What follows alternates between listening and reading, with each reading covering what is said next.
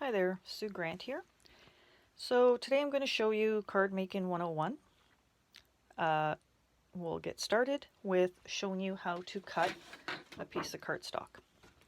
So you are going to take an 11 by 8.5 and you are either going to cut it at 4 1/4 and score it at 5.5 for this shape, or you are going to cut it at 5.5 and score it at 4 1/4. So that gives you either this fold or this fold. And either way, they stand up nicely. I'm a little partial to this one and tend to make more of my cards this way, but it's up to your preference. So with card making comes layering, and there's always multiple layers to a brilliant card. So usually the color portion is 5 1/4 by 4, and the decorated portion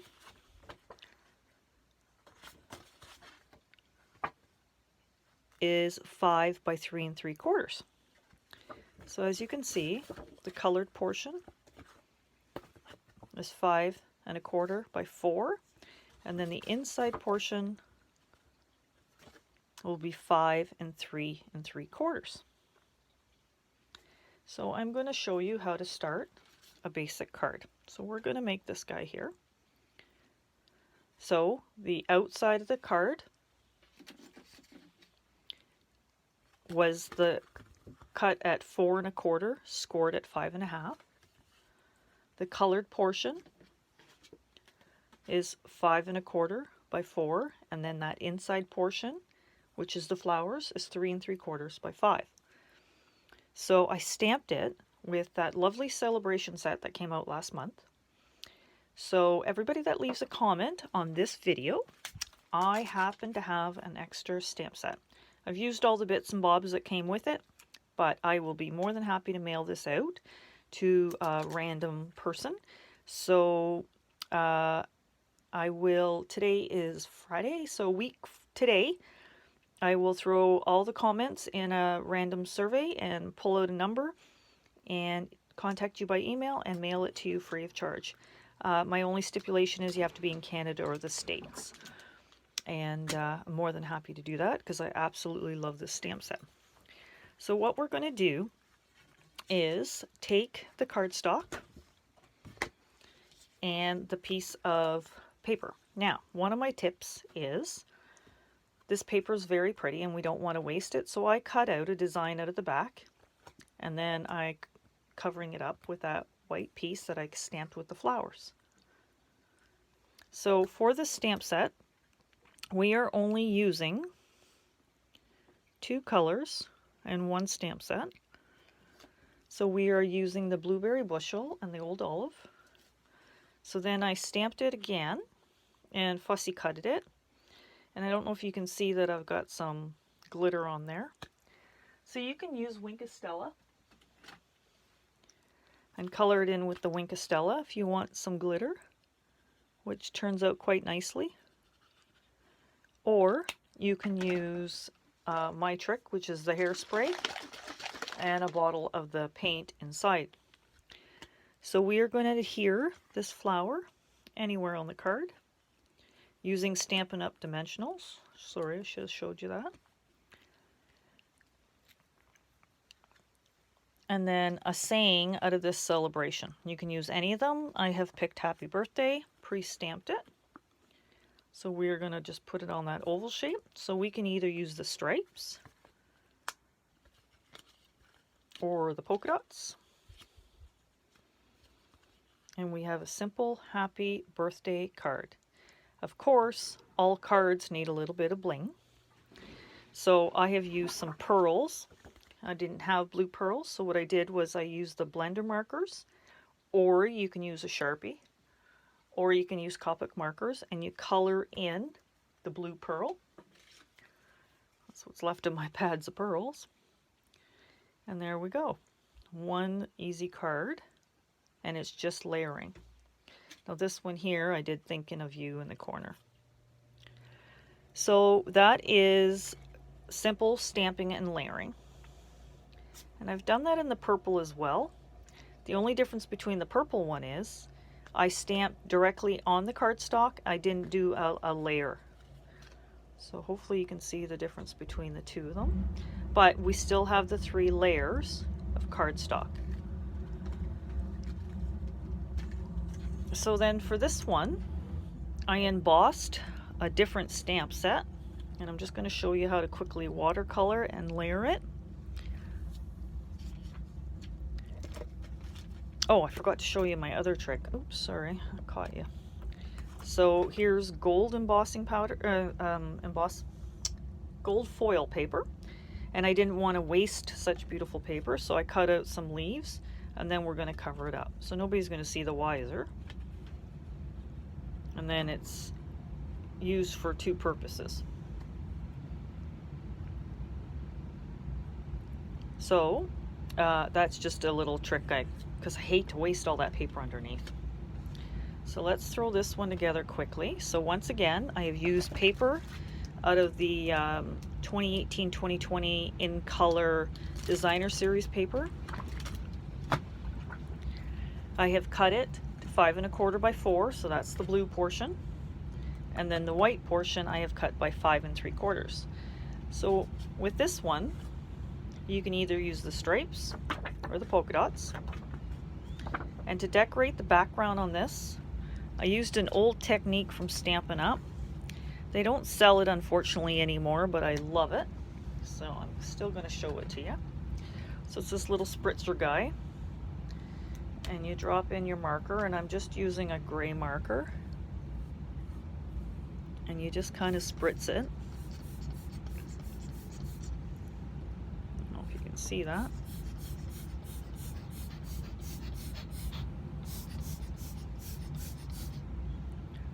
You see that? One of my favorite little old-fashioned techniques. You can get the same effect using the ink pad and a paintbrush or a toothbrush and flicking it. It's too bad they don't have that anymore. It's pretty cool. All right. So now we're going to take the embossed rose, and we're using that same beautiful blueberry bushel. And we're just going to do a little bit of watercoloring. So we're using an aqua marker, picking up some of that color.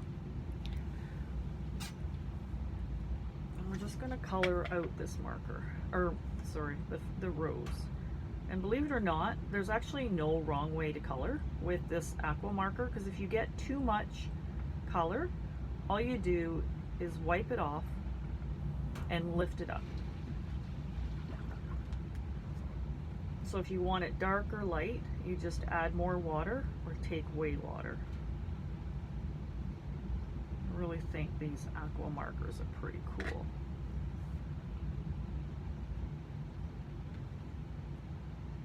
Sorry for all the background noise. I don't know where you're from, but man, it hasn't stopped raining here, and my sub pump just keeps going on and on and on. So trying to find a quiet moment to record is not happening. All right. So then you just squeeze out the water out of your aqua marker, and to switch to a different color. And we're just going to put a little bit of green in.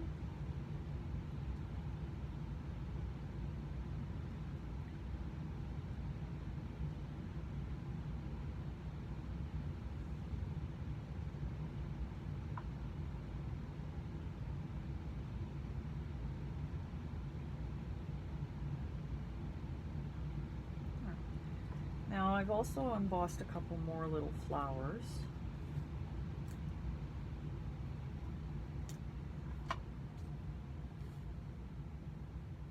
So you just want to color in those leaves. It's really a quick and easy card. There's no wrong way to do it. So I'm going to take off the green out of the marker again. And go back and add a little bit of the blue.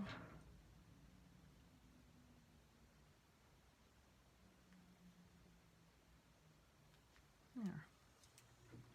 And once again, Just if you want to add a little bit of Wink of Stella, just for a little more glitter. I can't help it. I love glitter.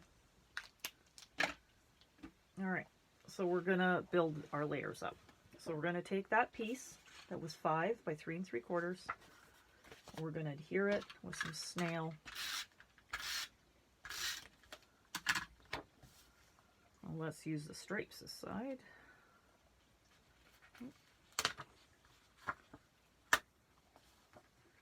Square that up in there.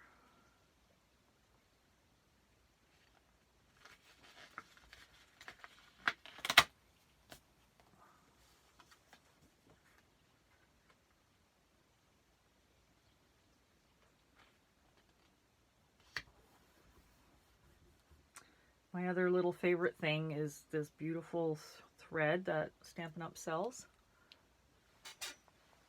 So I just make like a little circle, and I always have Scotch tape on my desk. And we're just going to put that down. I embossed some of the silver leaves from that same stamp set. Put a little bit of glue on that.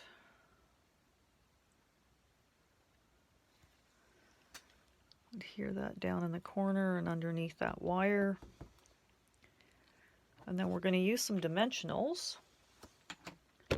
Oops, sorry. Where did I put them? Oh, there they are. I'm going to put some dimensionals on the back.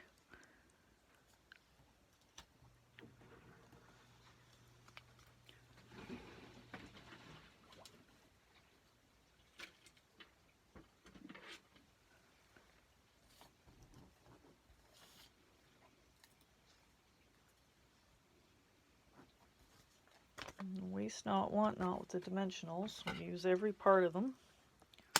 Clip some of those.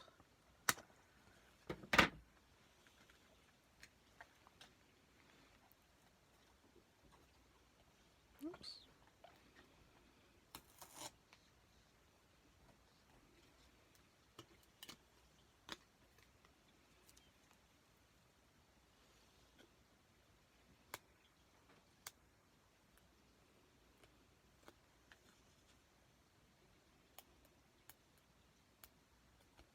So I look forward to the comments. I just thought I had a couple of people on the last video ask what size cardstock and how to make a card from scratch. So I thought, well, I'll just do a quick little video and show you how to do that.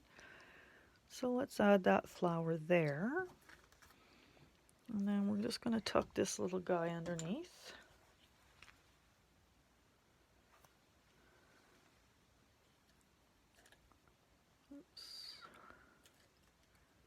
I'd like to put him underneath that thread. There we go. There. And we can use the stripes as a happy birthday. We can put that maybe up here. And I actually cut out a little bird too. I couldn't help it. They're so cute. I'll put that on there. So with every good card, you always want to make sure that you stamp an envelope to match your card.